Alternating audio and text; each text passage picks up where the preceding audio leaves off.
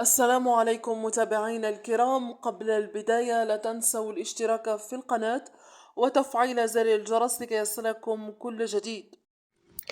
السلام عليكم يا صبايا، شلونكم؟ طمنوني عنكم. إن شاء الله تكونوا بألف خير وانتوا عم تشوفوا فيديو اليوم. كنت بتمنى انه اطلع بهذا الفيديو واطمنكم، وكان عندي امل كتير كبير كتير كبير انه تكون عيلة صديقتي انه عايشين، بس مع الأسف بالليل وصلنا الخبر. أهلا وضعهم كتير صعب، بيت حماها وضعهم كتير صعب.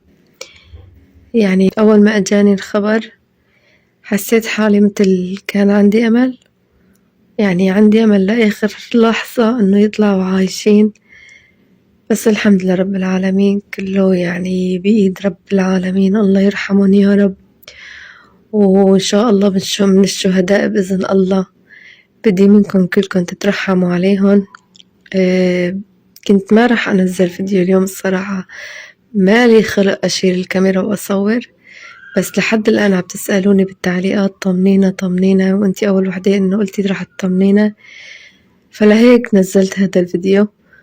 وشغلة تانية صبايا، لازم كل اللي عم بسمعني يروح على حساب التيك توك تبع طيوبة ويعمل إبلاغ.